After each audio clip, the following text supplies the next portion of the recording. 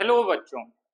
हम लोग पिछली क्लास में कंप्लीट कर रहे थे कि कंज्यूमर फोरम में व्यक्ति कब जा सकता है, जब उसके इंडिविजुअल राइट्स का हनन होता है in terms of market place, क्योंकि जो बाकी राइट्स हैं वो आपके कोर्ट से एक्सरसाइज होते हैं। ऐसे में आप अक्सर देखेंगे कि जो एक्सप्लॉइटेशन है मार्केट प्लेस का, वो केवल इस पर निर्भर नहीं होता कि जो चीजें आपको दी जा रही हैं। कई बार आपको जो इंफॉर्मेशन दी जाती है वो उतनी ज्यादा सटीक नहीं होती है, या फिर आपको गुमराह किया जाता है।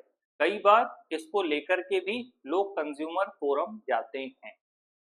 जैसे कोई एक साबुन लगाने से आप गोरे नहीं हो जाएंगे, लेकिन आपको लगातार ये भ्रामक प्रचार दिया जाता है कि ये क्रीम लगाने से आप गोरे हो जाएंगे, ये साबुन लगाने से आप गोरे हो जाएंगे।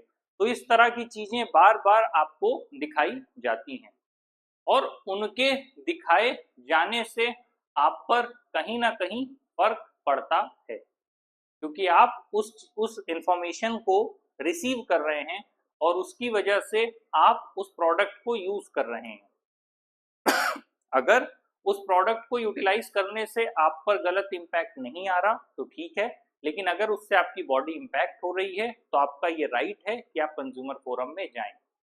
अक्सर प्रचार आते हैं कि ये पी लेने से आपकी हाइट बढ़ जाएगी, ये कंज्यूम कर लेने से आपका वेट बढ़ जाएगा, ये ले लेने से आपका वेट कम हो जाएगा। इसी तरह के एक एडवर्टाइजमेंट का जिक्र है यहाँ पर। जब ये जो फॉल्स इंफॉर्मेशन है, इन्होंने सालों तक, जैसे भारत सरकार इस बात का प्रचार करती है कि माँ का जो पहला पीला और गाढ़ा दूध है वो बच्चे के लिए इम्पोर्टेंट है। वो क्यों देता है? क्योंकि जो इन्फेंट हैं, जो हमारे देश में शिशु मृत्यु दर है, उसको रोकने के लिए, बच्चे के स्वस्थ रहने के लिए और प्रॉपर पोषण प्रोवाइड करने के लिए, साथ ही जो स्टार्टिंग 6 मंथ्स है बच्चे को प्रॉपर ब्रेस्ट फीड कराना चाहिए।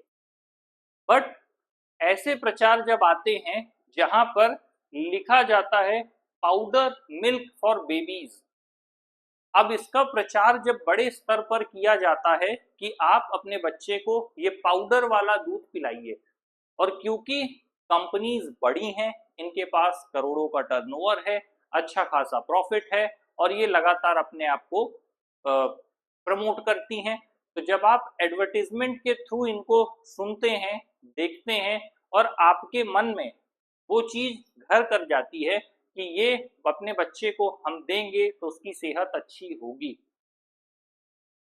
और उसका रिजल्ट क्या आता है? उसका रिजल्ट आता है लॉन्ग टर्म में आप अपने बच्चे को, अपने बेबी को लॉस में डाल देते हैं, क्योंकि आपने एक गलत प्रचार देखा। The world as the most scientific product claiming this to be better than mother's milk.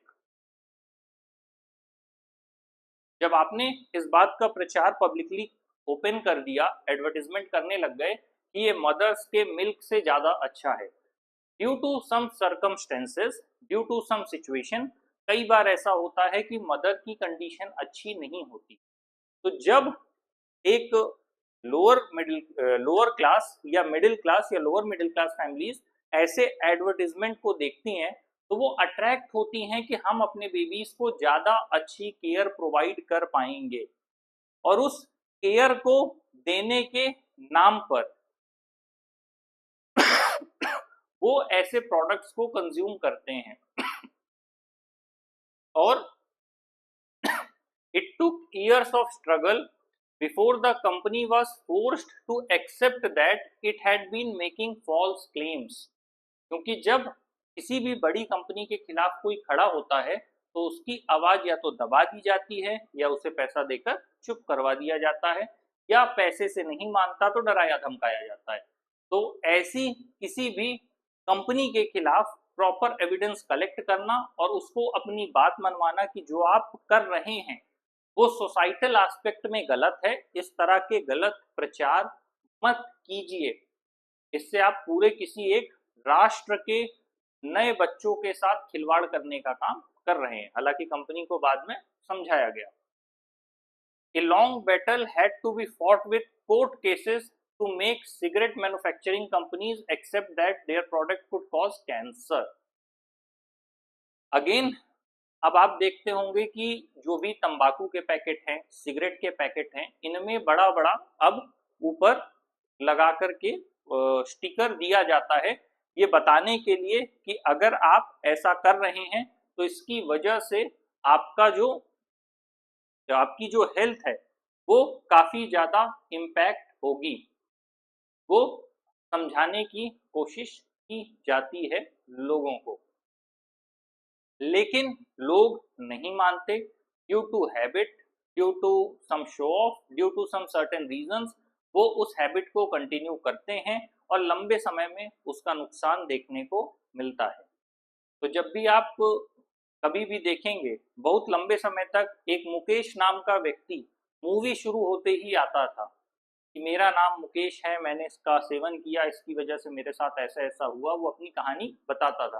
वो कहानी उस अवेयरनेस कैंपेन के तहत ही दिखाई जा रही थी सरकार के द्वारा कि लोगों तक बात पहुंचाई जा सके। क्योंकि जब हम कंज्यूमर है मार्केट में तो हम फ्री हैं किसी भी चीज को कंज्यूम करने के लिए, लेकिन वो चीजें जब हम ज्यादा कंज्यूम करेंगे और उससे जो लॉस होगा वो हमें बियर करना होगा। वो जो लॉस है उसे कोई शेयर नहीं करेगा। ये समझने वाली बात है यहाँ पर।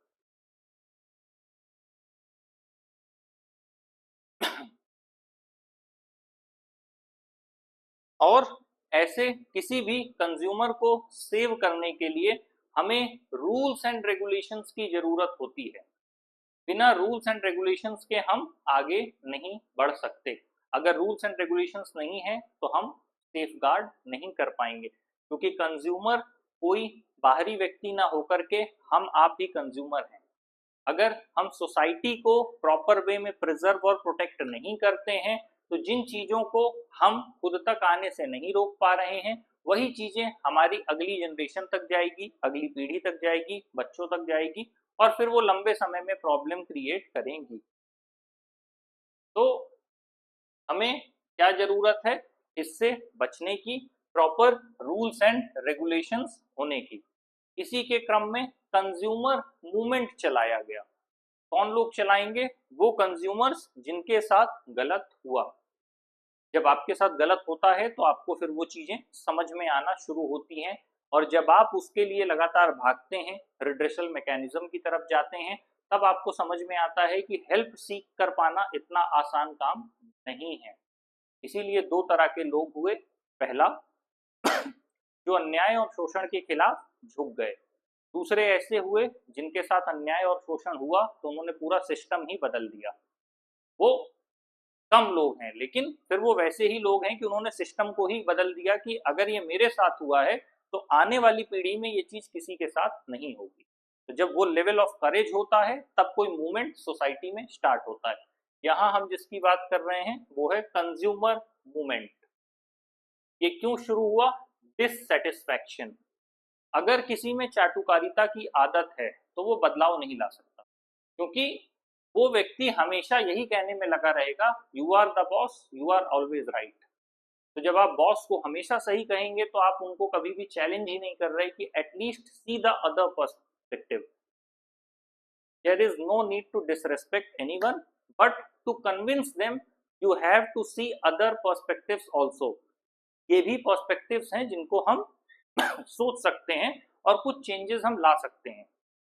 जरूरी नहीं होता कि अपने सामने वाले की बात को काटा जाए, लेकिन अपनी बात को रखा जा सकता है। और ये तभी शुरू होता है जब आप में एक लेवल ऑफ डिससेटिस्फैक्शन होगा। अगर आप सामने वाले की हर बात मानते चले जा रहे हैं, वो जो बोल रहा है आप उस हिसाब से मुड़ते चले जा रहे हैं, तो आप किसी भी नई दिशा में नहीं जा पाएंगे। तो ये किस लिए शुरू हुआ? जब डिससेटिस्फैक्शन की सिचुएशन हुई।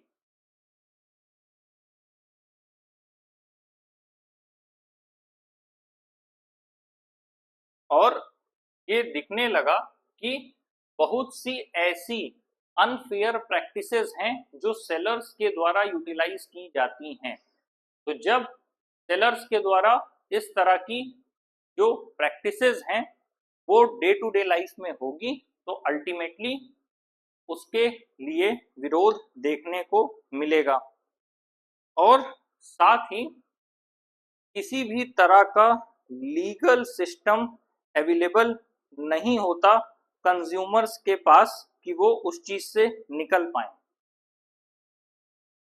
मतलब मार्केट प्लेस में अगर आपको एक्सप्लॉइटेशन देखने को मिल रहा है तो आप उससे बाहर कैसे निकलेंगे, क्योंकि आपके पास कोई भी लीगल रेमेडी नहीं है। तो जो मार्केट प्लेस का एक्सप्लॉइटेशन है आप उससे बाहर कैसे आ पाएंगे। एक लंबे समय तक जब कंज्यूमर किसी पर्टिकुलर ब्रांड या शॉप से खुश नहीं होता था तो उसको लेकर के वो आवाज उठाने का काम करते थे। अब यहाँ पर प्रॉब्लम ये होती है कि स्टार्टिंग फेज में आपको नहीं पता होता कि जो भी प्रोडक्ट आप कंज्यूम कर रहे हैं उसका क्या इम्पैक्ट आपको देखने को मिलेगा। इसीलिए स्टार्टिंग फेज में आप कुछ प्रोडक्ट्स को यूटिलाइज करने से बचने लगते हैं। अब हालांकि आजकल रिव्यू और रेटिंग सिस्टम भी देखने को मिलता है जिसकी वजह से इजीली ये पता चल जाता है कि कौन से प्रोडक्ट्स हैं जो सही से काम नहीं कर रहे हैं या कौन से ऐसे ब्रांड हैं जिनसे कि लोग खुश नहीं हैं। और इसकी वजह से जो भी लोग हैं जब किसी की रिव्यू या रेटिंग कम हो जाती है तो लोग अल्टीमेटली उस प्रोडक्ट को खरीदने से बचने लगते हैं या फिर उसको अवॉइड करते हैं। और कई बार यहां तक भी कहा जाता है कि क्या जब सामान लेना था तो क्या तुम अंधे थे, या इस तरह की एक स्लैंग लैंग्वेज देखने को मिलती है कि जब आपको कोई प्रोडक्ट खरीदना था तो उस प्रोडक्ट को खरीदते समय आपने ध्यान क्यों नहीं दिया। तो एज अ कंज्यूमर कई बार इस तरह की स्थिति भी देखने को मिलती है कि ये कंज्यूमर्स की ही रिस्पॉन्सिबिलिटी थी कि वो अपने सामान को खरीदते समय अपना ध्यान रखें।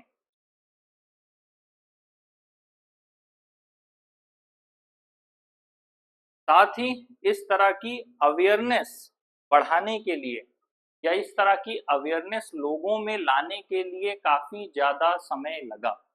हम अक्सर क्या करते हैं, मान लीजिए आप घर से निकले 100-200 हजार रुपए का सामान लेने निकले और आपके साथ दुकान में कुछ ऐसा इंसिडेंट होता है, हैपनिंग होती है कि वहां पर आपको मिसबिहेव किया जाता है, आपके साथ इल ट्रीट किया जाता है। आप क्या करते हैं, आप चले आते हैं। जनरली आप छोटी सी आप सोचते हैं कि क्यों हम कंज्यूमर फोरम में जाएं या क्यों हम वहां जाके अपने अधिकारों के लिए आवाज उठाएं। इसका सबसे बड़ा रीजन यही है क्योंकि हमारे पास अवेयरनेस ही नहीं है किसी को लेकर के।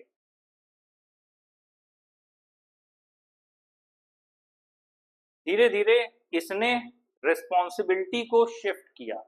अगर मैं अपने अधिकारों के प्रति जागरूक हूं तो मुझे पता है कि कोई मुझे मेरे साथ गलत नहीं कर सकता।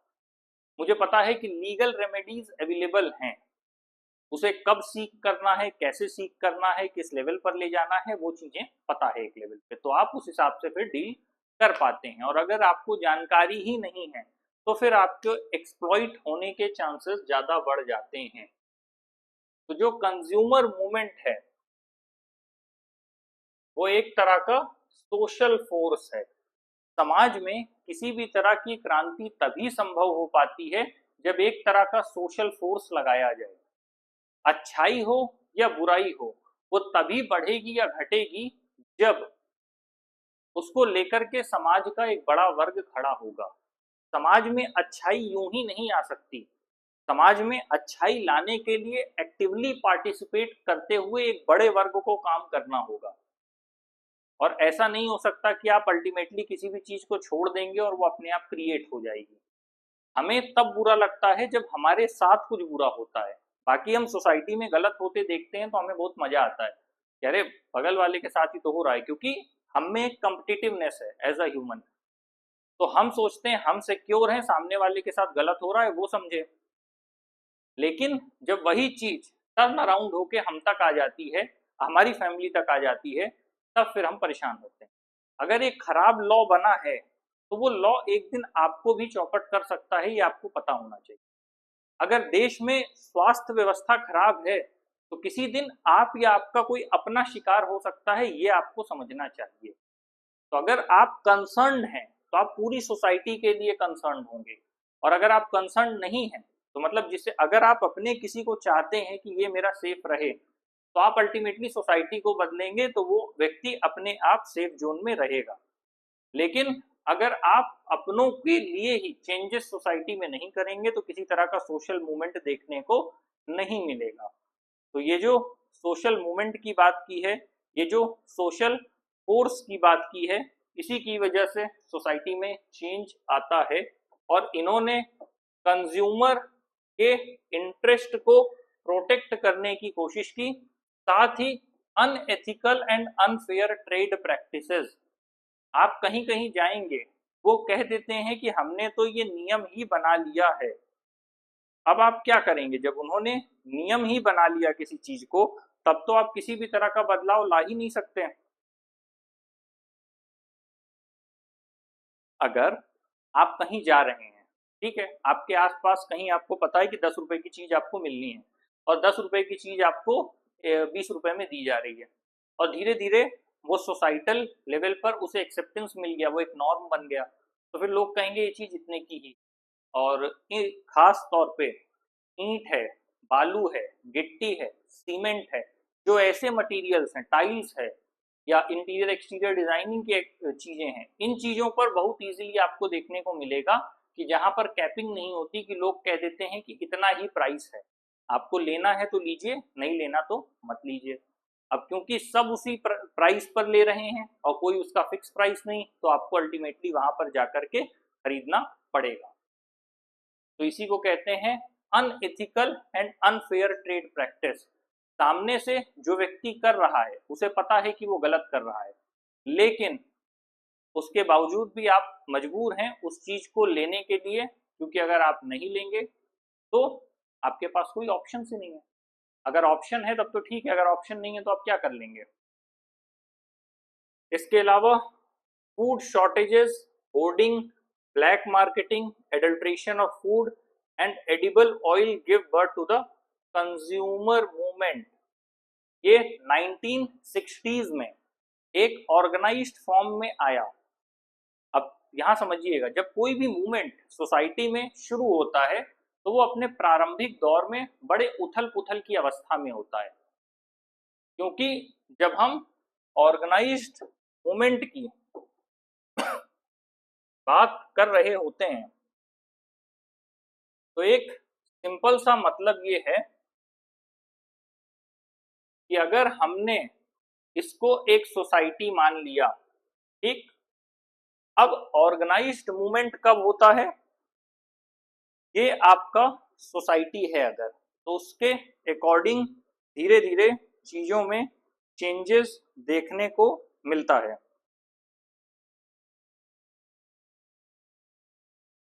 अब अगर आप इसको सोसाइटी मान करके चल रहे हैं और इस एस्पेक्ट में कोई भी चीज स्कैटर्ड वे में अवेलेबल है,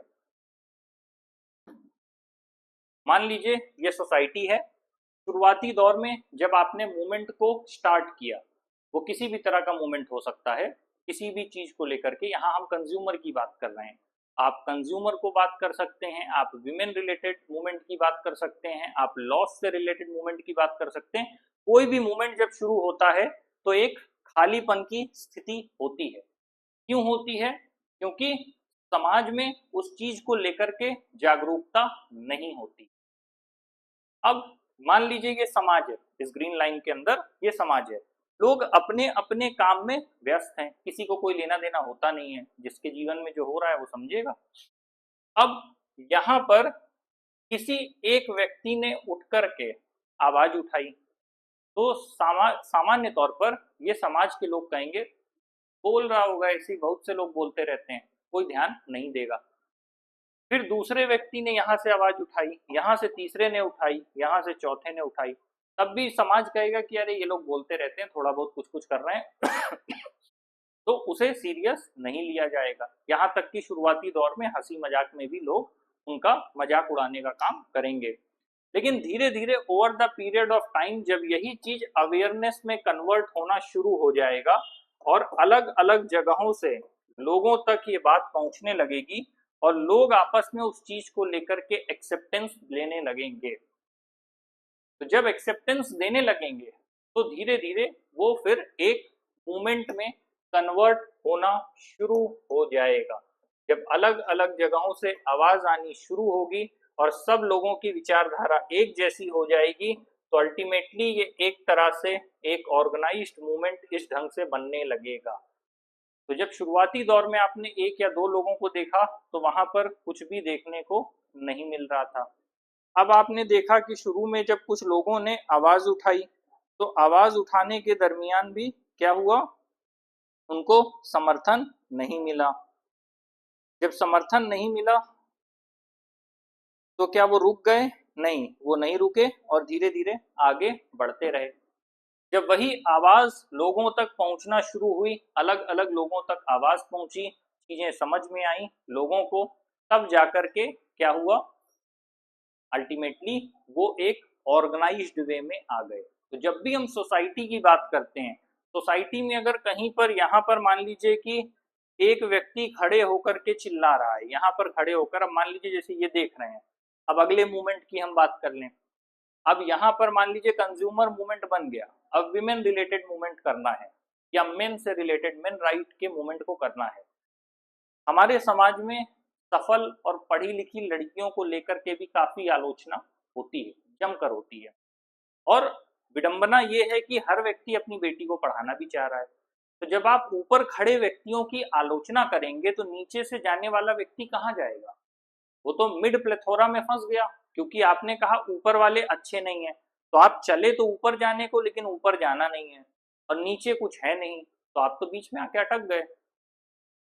तो वो वाली सिचुएशन है। और जब ये सोच कब बदलेगी? एक दो लोगों से नहीं बदलेगी, जब आप सही डायरेक्शन में सोचना शुरू करेंगे, परिवर्तन अपने आप होगा। अब मान लीजिए कंज्यूमर मूवमेंट के बाद आपको मेन रिलेटेड इश्यूज के मूवमेंट चलाना है, अब एक व्यक्ति दिख रहा है आपको, इसकी बात कौन सुनेगा?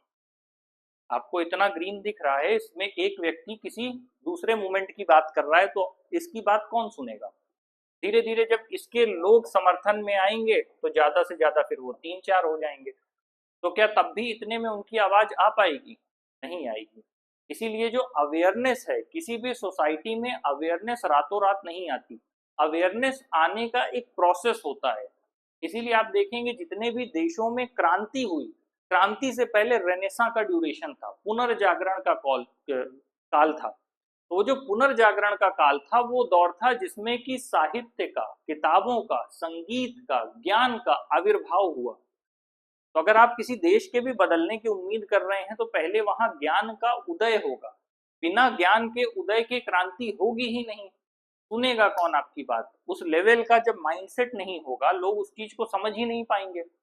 अगर आप एक बड़े मूवमेंट की तैयारी कर रहे हैं तो सबसे बड़ी प्रॉब्लम है अपनी बात को लोगों को कन्विंस कर पाना, क्योंकि हर व्यक्ति अपने हित और अपने एजेंडा से बटा हुआ होता है। अब फिर over the period of time यही मूवमेंट कब बड़ा हो जाएगा? जब इसकी बातों को समझा जाएगा, उस लेवल की अवेयरनेस आने लग जाएगी और फिर ये लोग आपस में मिल जाएंगे, तो फिर ये एक अगले मूवमेंट की तरफ शुरुआत हो जाएगी। तो अभी जो चीज आपको कम दिख रही थी वो धीरे धीरे अब आपको ज्यादा दिखने लगेगी। अभी तक आपको केवल ग्रीन लाइन दिख रही थी, अब आपको रेड लाइन भी दिख रही होगी। वो क्यों दिख रही है? क्योंकि अवेयरनेस उस जगह पर आ गई।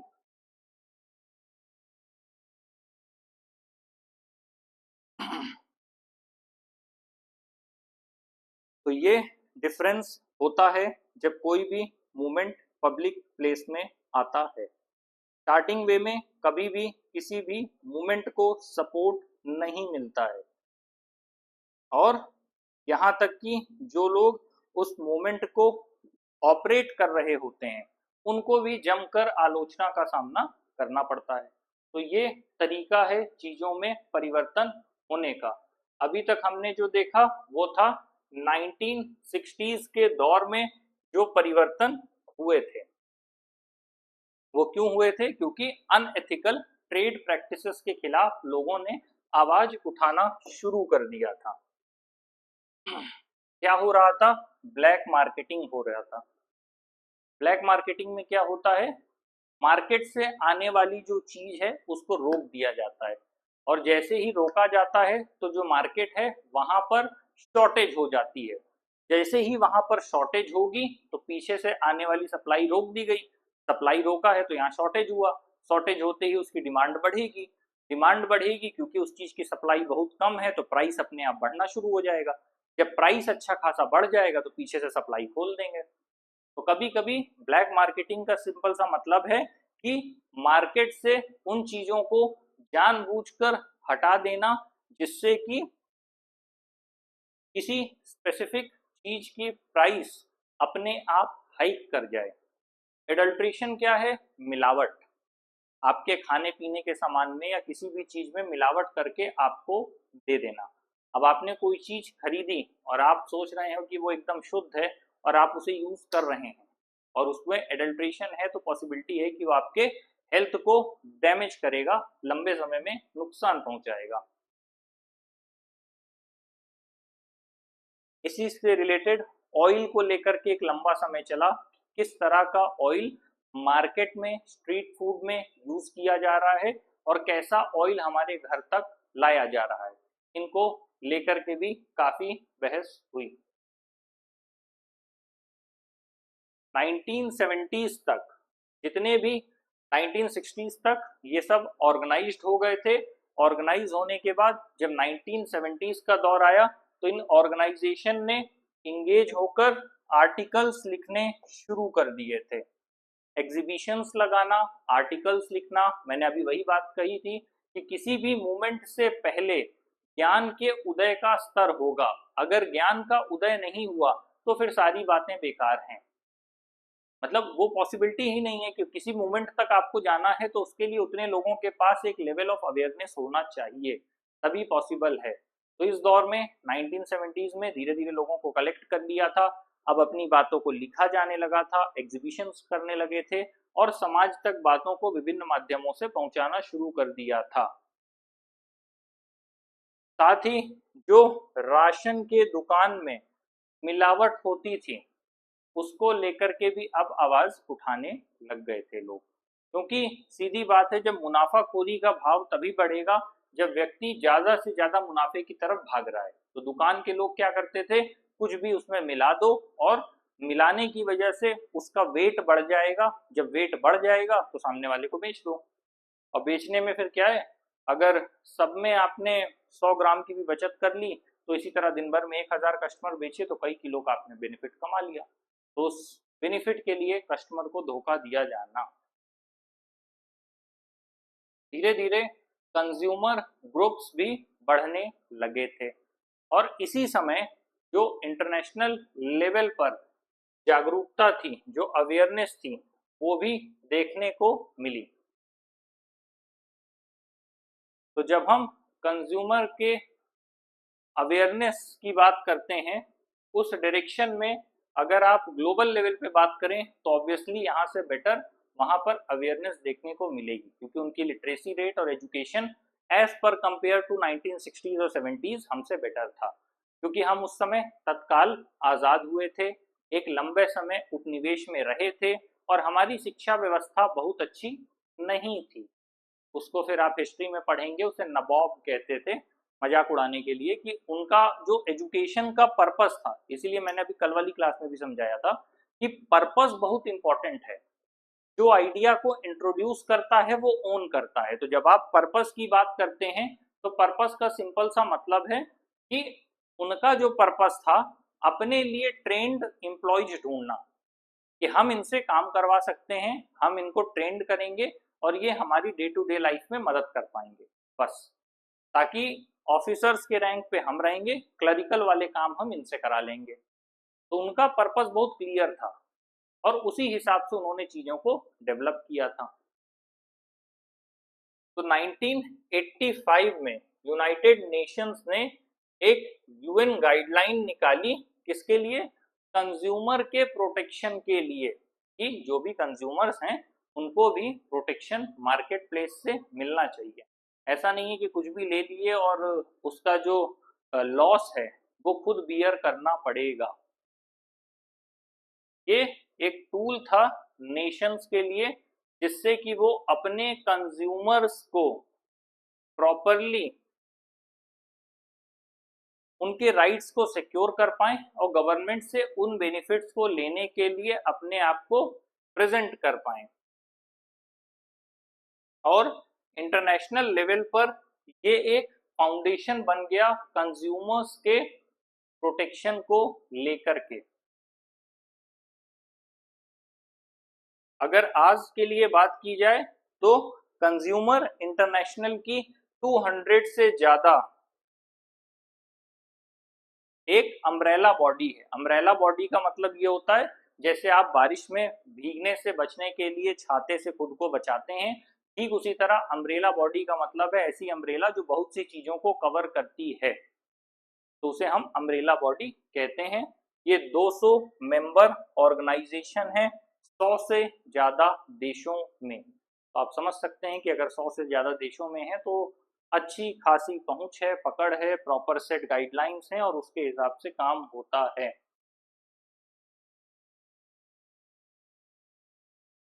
और क्योंकि जब इन्होंने प्रेशराइज करना शुरू किया, मतलब इन्होंने एफर्ट्स लेना शुरू किया, किसी भी काम को करने के लिए आपको एफर्ट्स लेने की जरूरत पड़ती है, बिना एफर्ट्स के आप वहां तक नहीं जा सकते। तो जब इन्होंने एफर्ट्स लेना शुरू किया तो जो मूवमेंट है वो सक्सीड हुआ। कैसे?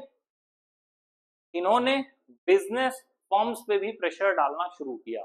किसी भी एक देश में बिजनेस फॉर्म्स बहुत ज्यादा होते हैं, एमएनसीज होते हैं, अभी हमने पिछले चैप्टर में पढ़ा है। तो अपने आप को सेफ गार्ड करना जरूरी होता है। सेफ गार्ड करने के साथ साथ जो आपके अनऑर्गेनाइज सेक्टर में काम करने वाले एम्प्लॉय हैं उनको भी प्रॉपर अमाउंट में चीजों को देना होता है।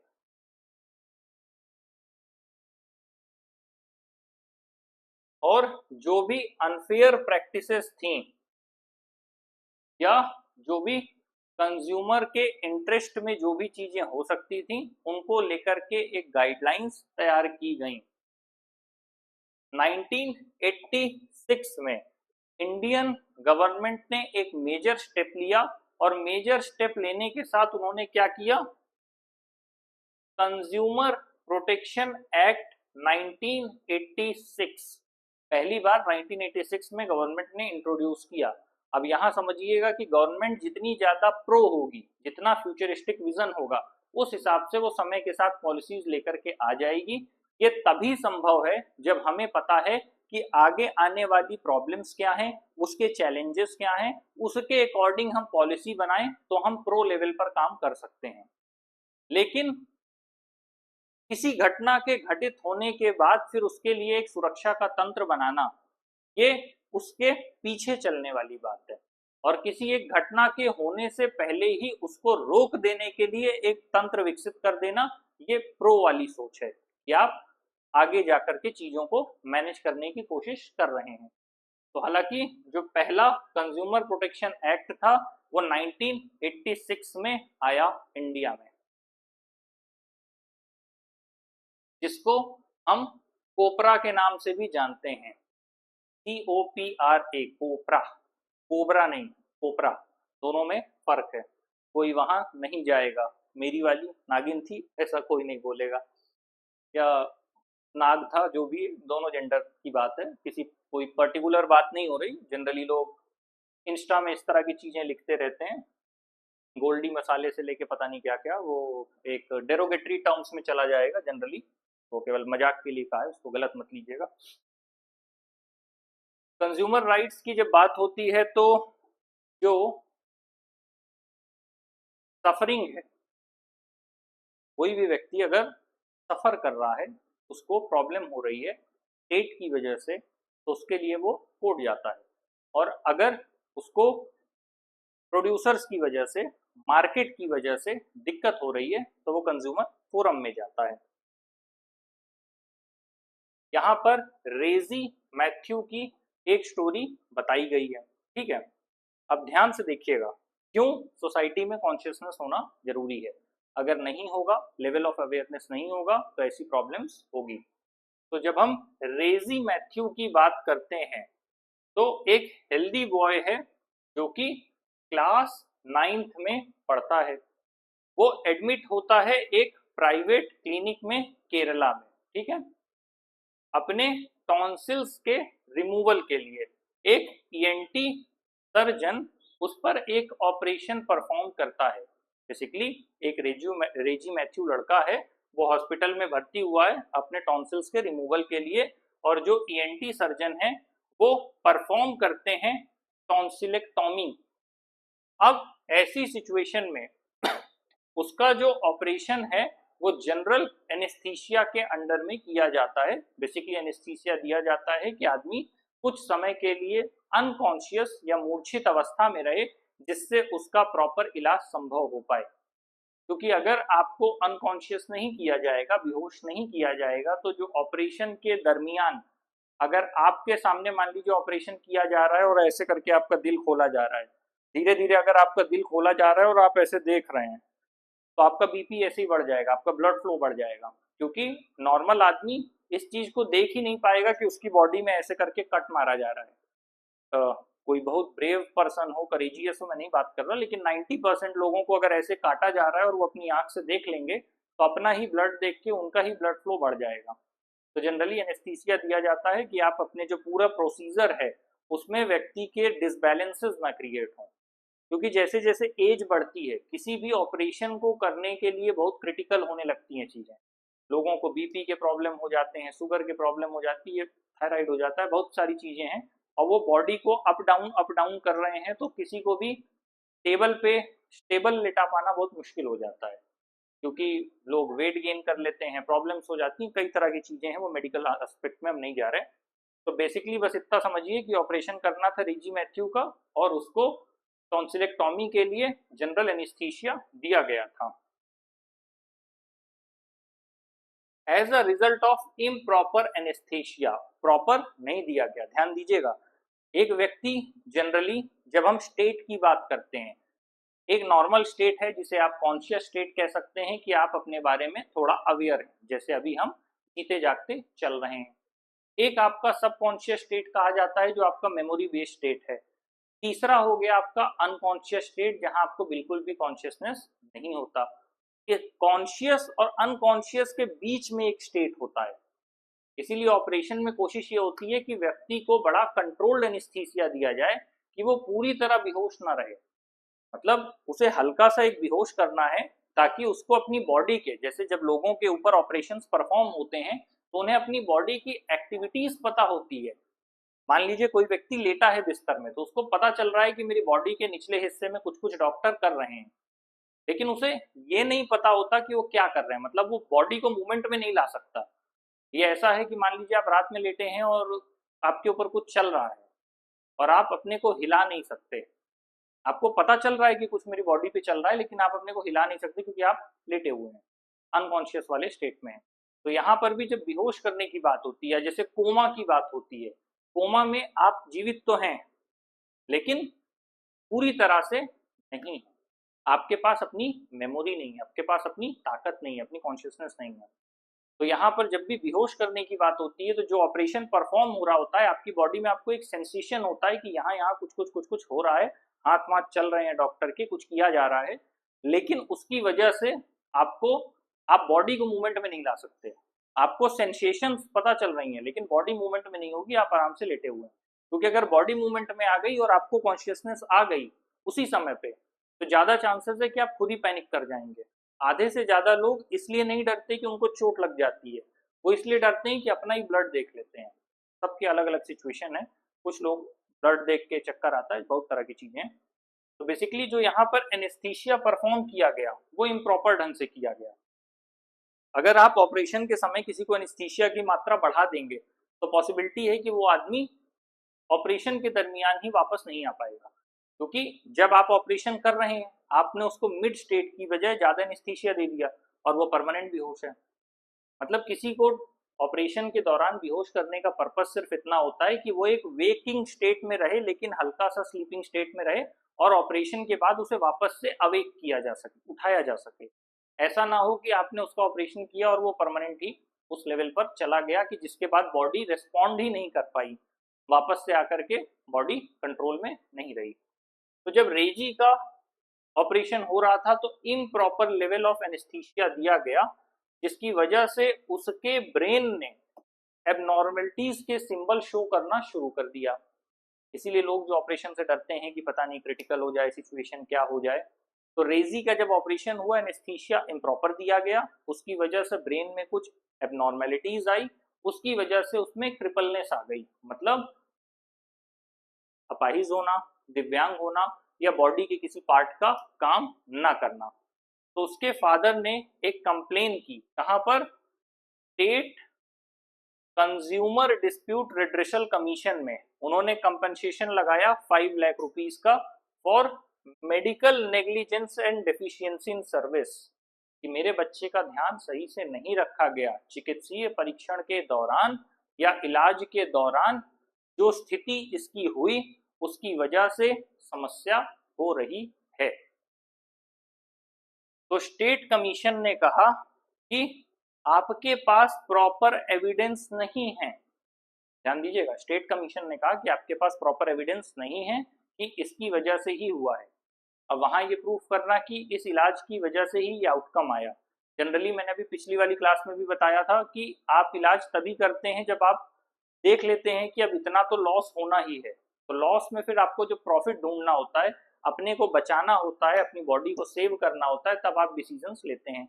तो यहाँ पर स्टेट कमीशन ने खारिज कर दिया, कहा कि प्रॉपर लेवल ऑफ एविडेंस है नहीं आपके पास। तो रेजी के फादर ने फिर से अपील किया, कहां पर, national consumer disputes redressal commission. कहां पर, नई दिल्ली में। आप सबसे पहले अपने डिस्ट्रिक्ट जाते हैं, फिर आगे आप अपना स्टेट तक जाते हैं, स्टेट में नहीं होता तो फिर आप नेशनल लेवल पर जाने लगते हैं। तो इन्होंने क्या किया, national consumer dispute redressal commission में इन्होंने शिकायत की, जो कि न्यू दिल्ली में था। और जब नेशनल कमीशन ने इस कंप्लेन को देखा तो उन्होंने पाया कि हॉस्पिटल की ही गलती थी और मेडिकल नेग्लिजेंस की वजह से ही रेजी की तबीयत खराब हुई। ऐसी सिचुएशन में वहां से ऑर्डर दिया गया कि जो भी इनका कंपनसेशन बनता है आप उन्हें दीजिए। बशर्ते कंपनसेशन पाने के प्रोसेस में एक चीज जो थोड़ा प्रॉब्लमेटिक है कि कंपनसेशन पाने में थोड़ा समय लग जाता है, तो इसकी वजह से थोड़ा मेंटल तकलीफ, हैरेसमेंट बढ़ जाती है। और जब मेंटल हैरेसमेंट बढ़ता है तो प्रॉब्लम होती है। लेकिन लास्टली अगर आपको जस्टिस मिला तो फिर वो जो मेंटल हैरेसमेंट है वो भी वर्थ इट होती है। लेकिन हर केस में जस्टिस नहीं मिल पाता, इसीलिए डिले होना काफी गड़बड़ होता है। अब इस सिचुएशन में जो हमने रेजी की सफरिंग्स देखी वो दिखाती है कि कैसे एक हॉस्पिटल की नेग्लिजेंस की वजह से, डॉक्टर्स की वजह से, स्टाफ की वजह से, जिन्होंने गलत ढंग से एनेस्थीसिया दिया, उसने एक स्टूडेंट की लाइफ को खराब करने का काम किया। और गुड्स एंड सर्विसेज की जब बात होती है तो एज कंज्यूमर्स हमारा राइट है कि हमें प्रोटेक्शन दिया जाए, ऐसा हमारे साथ ना हो। तो ये गवर्नमेंट का काम है कि हमको प्रोटेक्शन प्रोवाइड करे, खासकर तब जब कोई भी चीज हमारी लाइफ एंड प्रॉपर्टी को नुकसान पहुंचा सकती है। उसके लिए सख्त गाइडलाइन होने की जरूरत है। साथ ही जो भी प्रोड्यूसर्स है उसके लिए जरूरी है कि अपने रूल्स रेगुलेशंस हों, जिससे कि सेफ्टी को कवर किया जा सके। मतलब किसी भी तरह की जो सेफ्टी है वो पॉसिबिलिटीज में, पॉसिबल वे में उसको इंश्योर किया जा सके। बहुत सी ऐसी चीजें हैं जिनके लिए हमको स्पेशल अटेंशन की भी जरूरत होती है। अगर हम बात करें तो डे टू डे लाइफ में हमारी जो माताएं बहनें हैं वो जो घर के एप्लियंसेस यूज करते हैं, काम करते करते उनकी इतनी आदत हो जाती है कि वो उन चीजों के प्रति लापरवाह हो जाते हैं। चाहे वो आपका प्रेस यूटिलाइज करना हो, या फिर वो आपका सिलेंडर यूटिलाइज करना हो, या फिर वो आपका कुकर को इस्तेमाल करना हो। अगर कुकर का वॉल्व सही नहीं है तो पॉसिबल है कि कोई बड़ा हादसा हो सकता है। अगर सिलेंडर के लिए इसीलिए प्रॉपर उसके BIS हॉलमार्क वगैरह बने होते हैं, टाइम टू टाइम अगर हर 3 साल में आप उसका पाइप नहीं बदल रहे हैं तो पॉसिबिलिटी है कि आप वहां पर अपने ही फैमिली मेंबर को रिस्क में डाल रहे हैं। तो कहीं ना कहीं ये कंपनी की रिस्पॉन्सिबिलिटी है जो आपको गैस प्रोवाइड कर रही है कि वो प्रॉपर आपके पाइप का लीकेज चेक करे और समय समय पर पाइप को रिप्लेस करने का काम करे।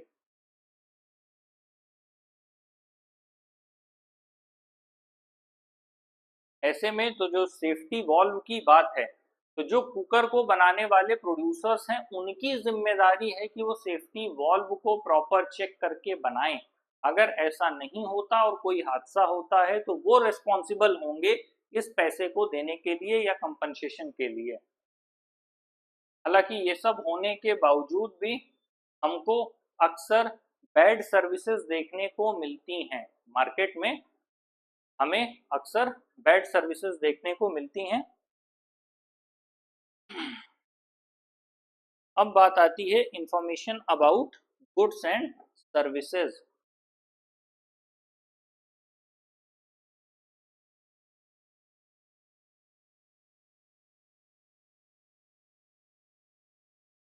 अभी मैंने टर्म्स एंड कंडीशंस की बात की थी।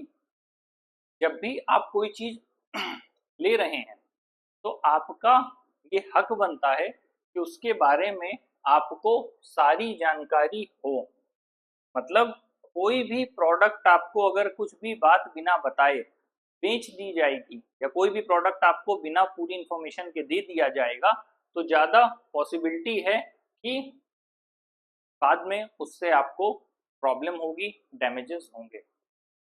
Information about goods and services, जो भी प्रॉपर पैकिंग में डिटेल्स दी गई हैं वो हमेशा सही होनी चाहिए। ऐसा नहीं है कि कोई भी प्रोडक्ट बेचने के लिए आपको कुछ भी लिख करके दे दिया जाए। मान लीजिए कि आप एक शू रैक खरीद रहे हैं या एक कॉपी किताब के लिए रैक खरीद रहे हैं, अब उसमें लिख दिया गया कि जो ऊपर बना है वो उन्होंने लिख दिया कि एल्यूमिनियम का है या लिख दिया आयरन का है, और जब आपने खरीदा तो वो बड़ा कमजोर सा वाला है। उसमें उन्होंने प्रॉपर मेंशन नहीं किया कि कितने का आयरन है और आपको उन्होंने थमा दिया, तो अब आपको ये पता ही नहीं है कि कितने का है, आपने रखा, पता चला और वो 2 दिन में टूट गया। तो यहाँ पर क्या हुआ, आपको वो चीज तो प्रोवाइड की गई लेकिन प्रॉपर वे में आपको डायरेक्शंस इंफॉर्मेशंस नहीं प्रोवाइड की गई कि आपको क्या दिया जा रहा है।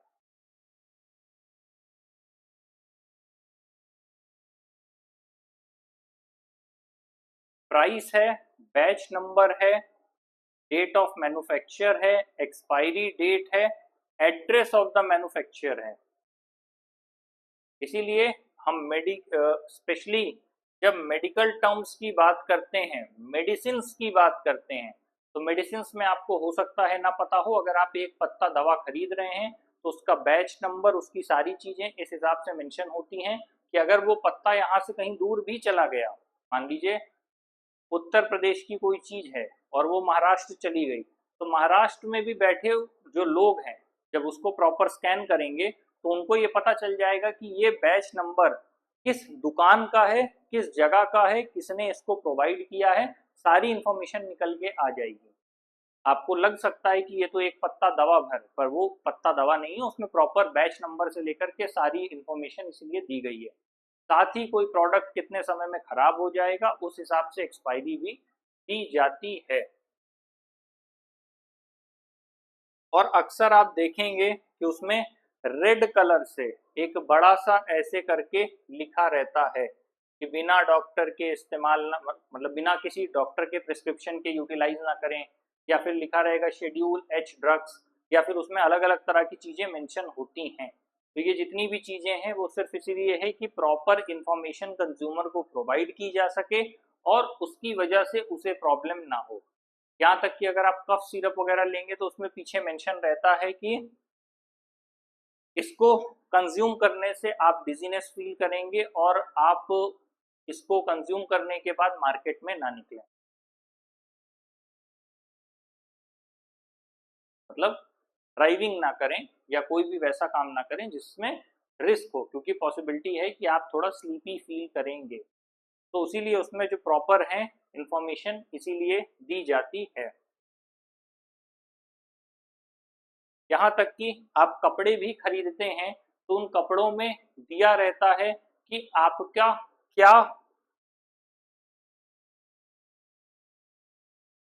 कैटेगरी है उस कपड़े की। मतलब कि अगर आपको ये तक दिया रहता है कि उसको वॉश करना है या ड्राई क्लीन करना है, वॉश करना है तो वार्म वाटर में करना है, कोल्ड वाटर में करना है, और जिस हिसाब से आपके कपड़े हैं उस हिसाब से ये दिया रहता है। इवन आपके जो प्रेस है, प्रेस में भी दिया रहता है कि आपको ऊल में करना है, नाइलॉन में करना है, कॉटन में करना है, किस में आपको शिफ्ट करना है उसके हिसाब से आपको सारी चीजें दी रहती हैं।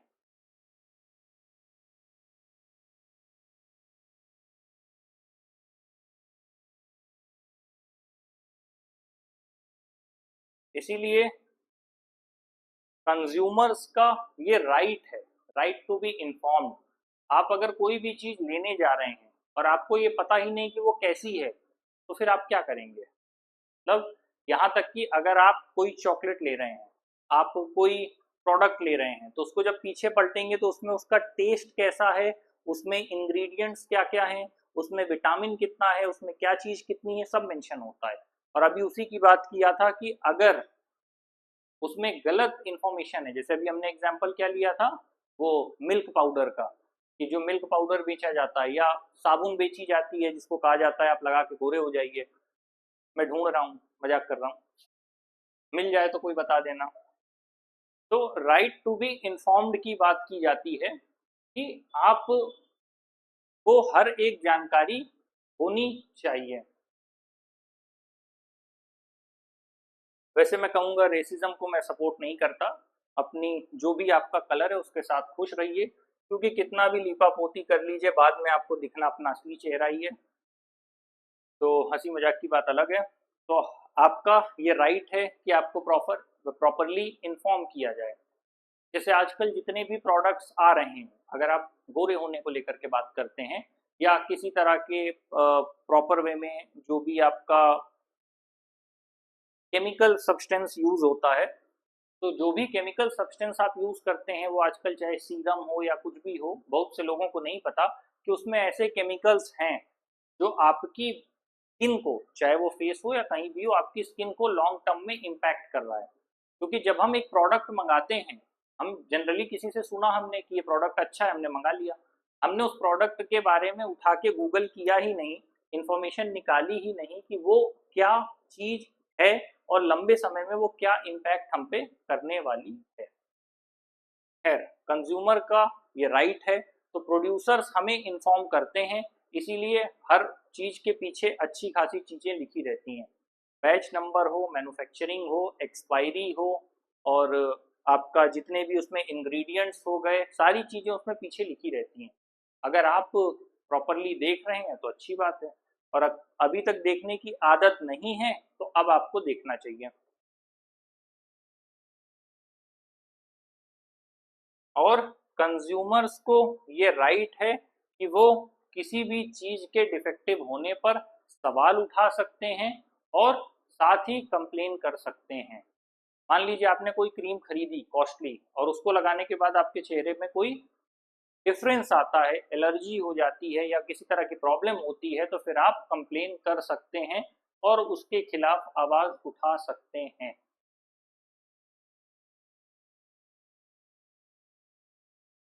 इसीलिए कहीं भी एक्सपायरी डेट का होना जरूरी होता है, क्योंकि अगर एक्सपायरी नहीं है तो इजीली जो मैन्युफैक्चर कर रहा है वो उस चीज को लेकर के ब्लेम नहीं लेगा, अकाउंटेबिलिटी नहीं लेगा और दूसरे के ऊपर शिफ्ट कर देगा। इसीलिए हमेशा MRP, मैक्सिमम रिटेल प्राइस, इसके ऊपर आप किसी भी प्रोडक्ट को नहीं बेच सकते हैं। MRP के ऊपर आप नहीं बेच सकते, बल्कि MRP के नीचे कुछ हद तक उसमें आप देखेंगे कि नेगोशिएशन किए जा सकते हैं। लोग अक्सर मूल भाव करते हैं, लोग अक्सर पैसे को कम कराने की कोशिश करते हैं, तो MRP से आप कम करा सकते हैं, MRP से ज्यादा कोई चीज नहीं बेची जा सकती। इस समय राइट टू इंफॉर्मेशन, सूचना का अधिकार, कि मेरा ये हक बनता है कि मैं इस सूचना को हासिल करूं, या जो भी चीजें मुझसे संबंधित है, सरकार का वो दायित्व है कि मुझसे संबंधित जानकारी वो मुझको प्रोवाइड करने का काम करेगी। अक्टूबर 2005 की बात है, गवर्नमेंट ऑफ इंडिया ने एक लॉ लेकर के आए जिसे हम कहते हैं राइट टू इंफॉर्मेशन। इसने सूचना जगत में एक तरह की नई क्रांति कर दी, क्योंकि हम एक ह्यूमन, मतलब हम एज अ सिटीजन, हमारी जो फाइल्स हैं वो सरकारी विभाग में सालों तक पड़ी रहती हैं और हमें उसकी जानकारी भी नहीं होती है, और ऑफिसर खुद को अकाउंटेबल नहीं समझते कि वो आम जनता को, नागरिकों को किसी तरह की सूचना देने का कष्ट करें। तो ऐसे में क्या होता है कि सिंपल वे में आप अपने से संबंधित जानकारी ले सकते हैं सूचना के अधिकार के तहत। यहाँ एक एग्जाम्पल है, इससे आप समझ सकते हैं कि RTI एक्ट कितना ज्यादा कारगर है। अमृता एक इंजीनियरिंग ग्रेजुएट है जो कि अपने सारे सर्टिफिकेट्स को सबमिट कर चुकी है और इंटरव्यू अटेंड करने के बाद इंतजार कर रही है कि उसका कहीं पे कॉल लेटर आ जाएगा, पर उसे किसी भी तरह की न्यूज रिसीव नहीं होती है। उसने अपना इंटरव्यू दिया, सब कुछ कर लिया, वो वेट कर रही है कि भाई मेरा इंटरव्यू हो गया, अब तो मुझे जॉब मिलनी चाहिए। और ऐसे में जो भी ऑफिशियल्स हैं, सबसे बड़ी प्रॉब्लम क्या होती है, लाल फीताशाही क्या थी, सरकारी दफ्तरों से किसी सूचना को निकाल पाना ही अपने आप में एक महाभारत का काम है। तो जब आपको सूचना नहीं मिल पाती है तो ऐसी स्थिति में क्या होता है, लोग RTI का यूटिलाइजेशन करते हैं।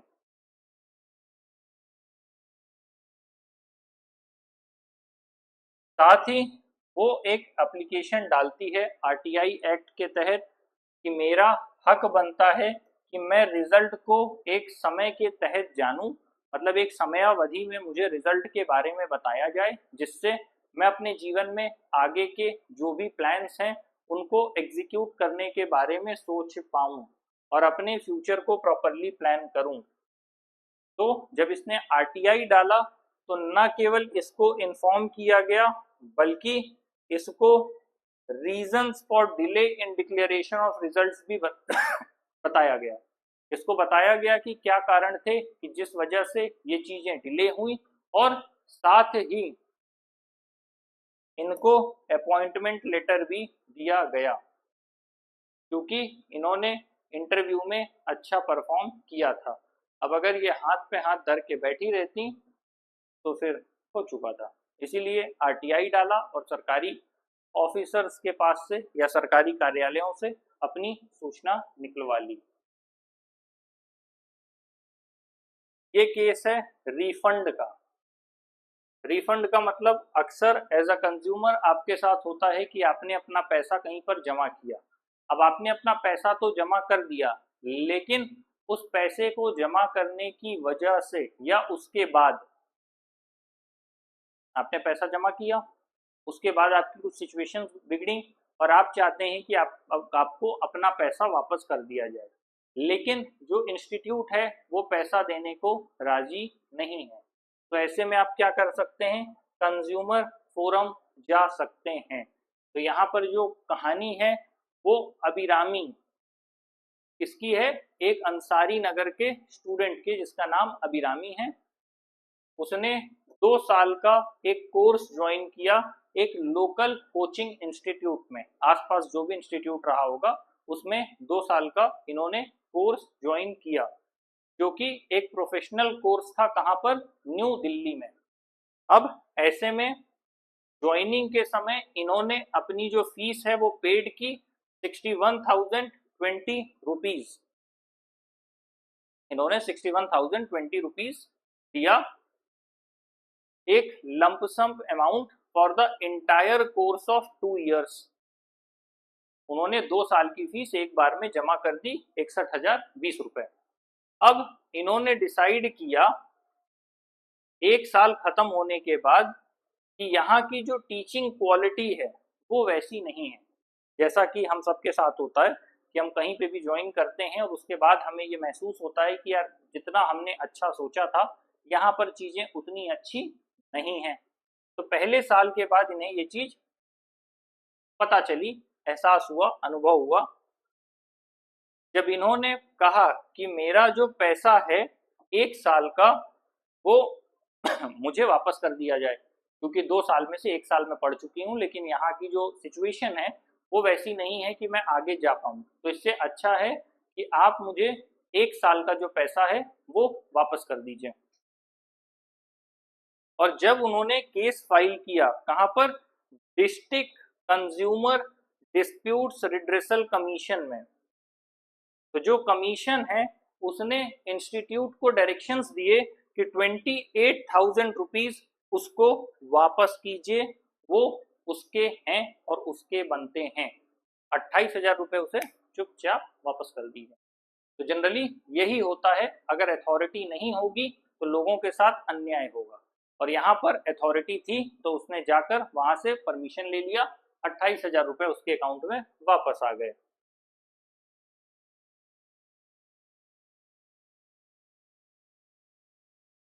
इंस्टीट्यूट ने अगेन अपील किया स्टेट कंज्यूमर कमीशन में, ठीक है।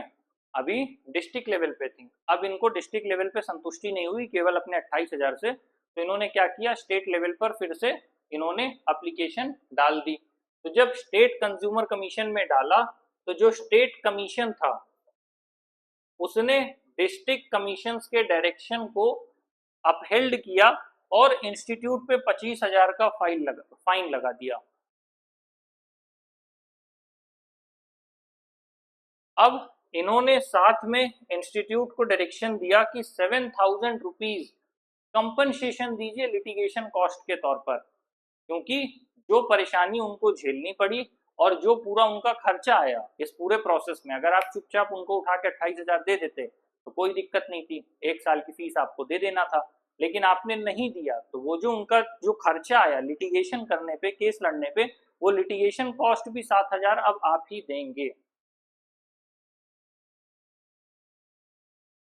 साथ ही जो स्टेट कमीशन है उन्होंने सारे एजुकेशनल, अब देखिए यहाँ पर है कि जब एक फैसला आता है तो उस फैसले के आधार पर आगे कई चीजें बदल जाती हैं। तो जो स्टेट कमीशन है उसने रिस्ट्रेन किया और सारे एजुकेशनल और प्रोफेशनल इंस्टीट्यूशंस से ये कहा कि जो भी फीस आप चार्ज कर रहे हैं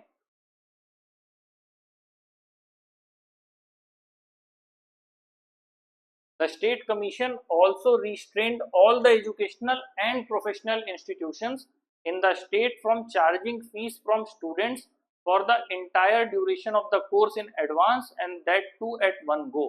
कि अब आप एक बार में सारा पैसा नहीं लेंगे, आप अपना, इसीलिए आप हर जगह देखेंगे सेमेस्टर के हिसाब से पैसा लिया जाता है, कि आप एक बार में, पता चला किसी से 3 साल का कोर्स है, आपने पेरेंट्स से एक बार में ले लिया और किसी रीजन से बाद में बच्चा छोड़ के चला गया तो क्या होगा, इसीलिए सेमेस्टर सेमेस्टर के हिसाब से पैसा लिया जाता है।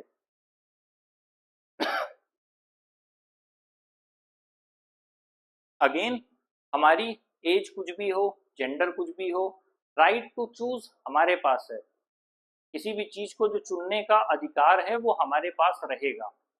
ऐसा नहीं है कि वो हमसे छीन लिया जाए, मतलब हमें कोई प्रोडक्ट कंपेल करके नहीं खरीदवाया जा सकता। जो हमारा राइट टू चूज है वो हमारे पास ही रहेगा। कई बार ऐसी सिचुएशन देखने को मिलती है कि आप एक टूथपेस्ट खरीदिए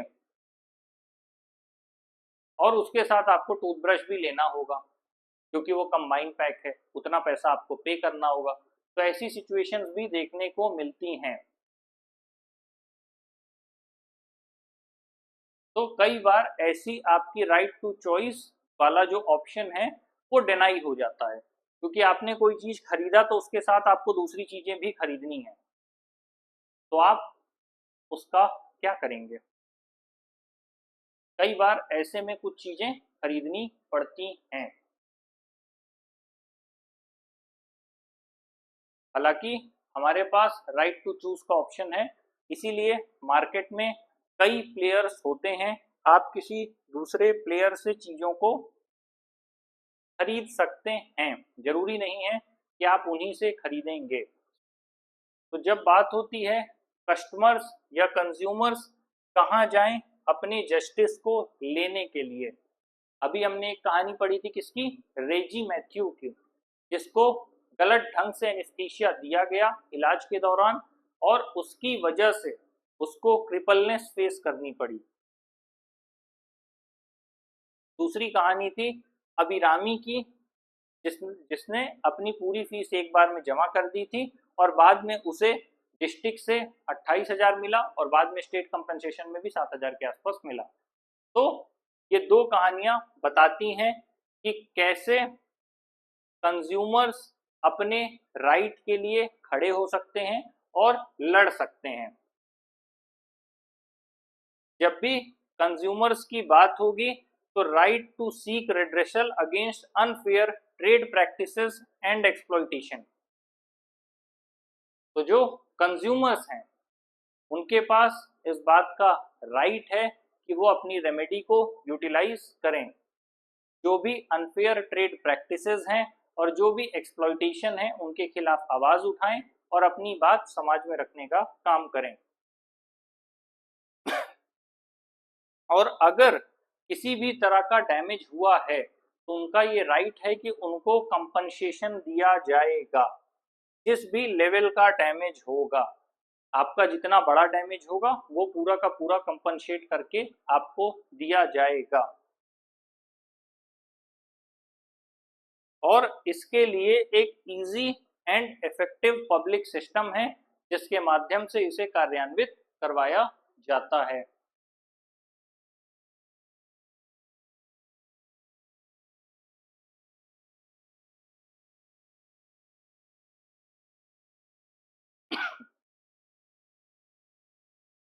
कभी भी दिक्कत होती है तो प्रॉपर आपके डिस्ट्रिक्ट में कंज्यूमर फोरम होते हैं, आप वहां जाकर के अपना केस फाइल कर सकते हैं, कंप्लेन कर सकते हैं और जरूरत पड़ी तो या तो अकेले जाकर के या लॉयर के साथ जाकर के आप अपनी रेमेडी को सीख कर सकते हैं।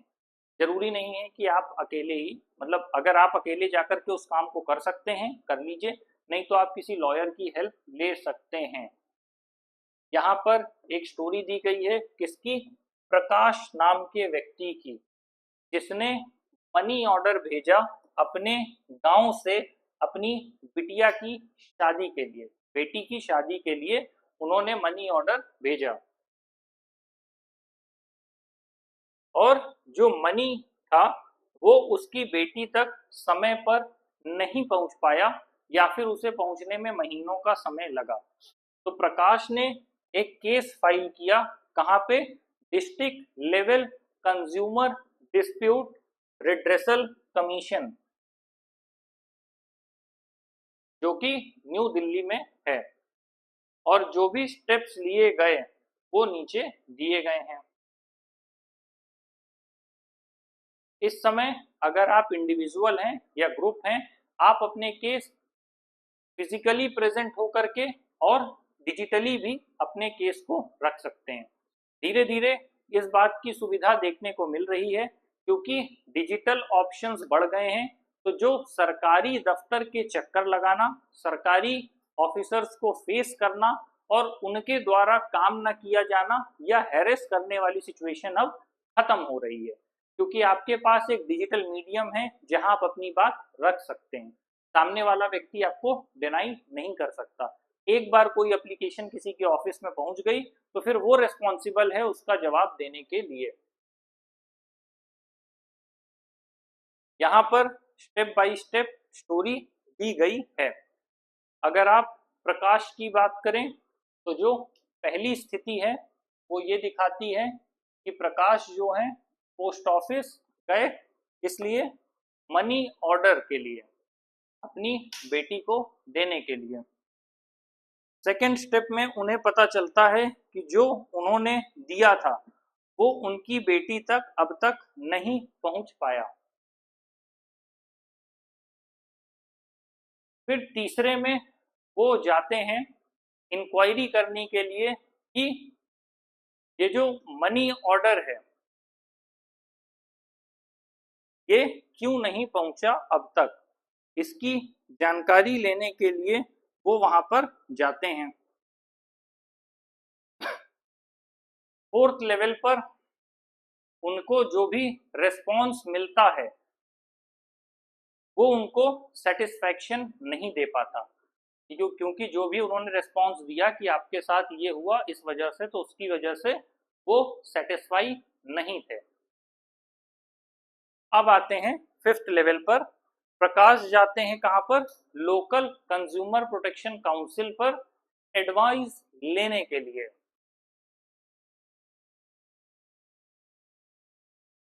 सिक्स लेवल पर आता है एडवाइस लेने के बाद वो कंप्लेन देना शुरू करते हैं। कहां पर? कंज्यूमर डिस्प्यूट रिड्रेसल कमीशन में एक केस फाइल करते हैं। यहाँ पर रजिस्ट्रेशन फॉर्म की फोटो दी गई है। Name of complainant, name of respondent, police station, value और सब्जेक्ट क्या था।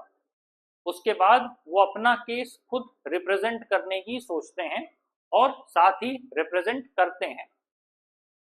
जो वहां पर ऑफिस जज होते हैं कमीशन के, वो सारे डॉक्यूमेंट्स को वेरीफाई करते हैं, सारी चीजों को सुनते हैं और उसके बाद वहां के जज अनाउंस करते हैं डिस्प्यूट रिड्रेसल कमीशन के वर्डिक्ट को।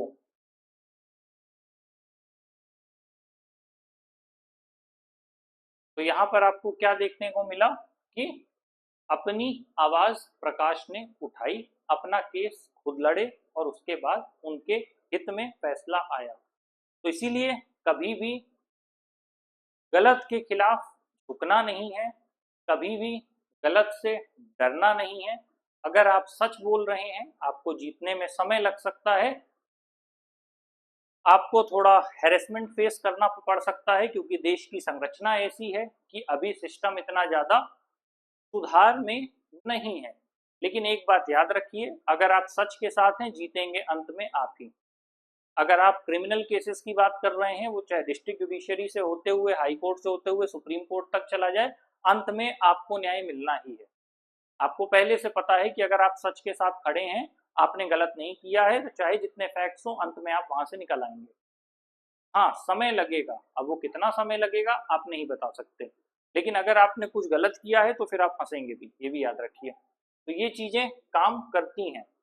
वही चीज कंज्यूमर फोरम के साथ भी है कि अगर आपके साथ गलत हुआ है, चुप रहने की बजाय आवाज उठाना बेहतर है। कई बार हम सोचते हैं कि यार हमारा 1000, 2000, 5000, 10,000 का लॉस है, इतने के लिए अब कौन कंज्यूमर फोरम जाए, उतना तो हमें चक्कर लगाने में समय चला जाएगा और उतने साल का समय लगेगा। तो कई बार लोग इसलिए भी नहीं जाते हैं।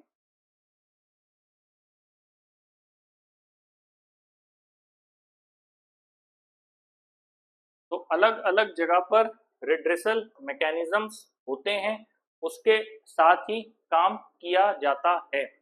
अब यहाँ पर अगर हम बात करें तो जो डिस्ट्रिक्ट लेवल अथॉरिटी है, तो डिस्ट्रिक्ट लेवल अथॉरिटी में आपका होगा district consumer dispute redressal commission, जो कौन से केसेस देखता है? जो सारे केसेस देखता है, लगभग 1 करोड़ तक के। तो जो 1 करोड़ तक के केस हैं वो आपका डिस्ट्रिक्ट लेवल पर डील किया जाता है। उसके बाद आता है स्टेट लेवल कंज्यूमर डिस्प्यूट्स। आप डिस्ट्रिक्ट के बाद स्टेट लेवल पर जाते हैं। तो जब स्टेट लेवल की बात होगी तो यहाँ पर जो रिड्रेसल कमीशन होगा ये 1 करोड़ से लेकर के 10 करोड़ तक के मामले देखते हैं। ये नेशनल लेवल का जो कमीशन है, डिस्ट्रिक्ट लेवल 1 करोड़ से कम में देखता है, स्टेट लेवल 1 करोड़ से 10 करोड़ के मामलों को देखता है। और उसके बाद स्टेट लेवल के बाद जो नेशनल लेवल कमीशन है वो डील करता है कितना, 10 करोड़ के ऊपर। तो यहाँ आपको तय होना चाहिए कि जब आप डिस्ट्रिक्ट लेवल पर जा रहे हैं 1 करोड़ के अंदर, जब आप स्टेट लेवल पर जा रहे हैं तो 1 करोड़ से 10 करोड़ के बीच, और जब आप नेशनल लेवल पर जा रहे हैं तो 10 करोड़ के आगे की बात हो रही है।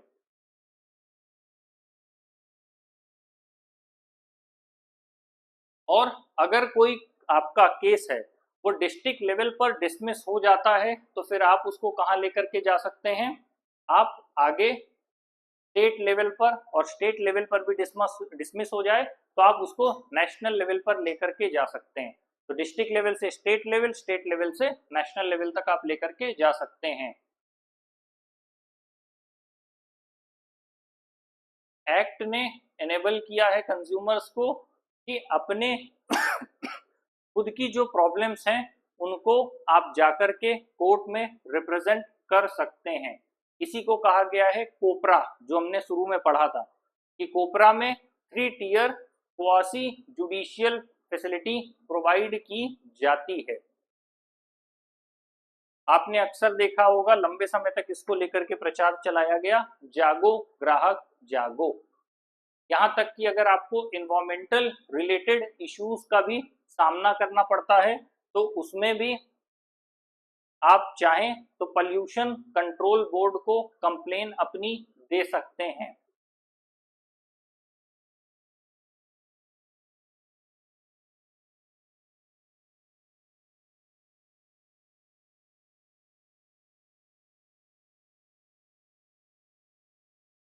महात्मा गांधी का कोटेशन दिया गया है। अच्छा, इस बार काफी मजाक चल रहा है, महात्मा गांधी और रावण का कोलैबोरेशन हो रहा है, तो कुछ स्पेसिफिक डिटेल्स देना तो बनता है भाई। आखिर देश में एक संत और एक राक्षस, 2 लोग एक जगह आ रहे हैं, तो कुछ बनता है कि उससे रिलेटेड कुछ इन्फॉर्मेशन प्रोवाइड की जाए। देखते हैं, रावण से रिलेटेड कुछ स्पेसिफिक डिटेल्स होगी तो दिया जाएगा।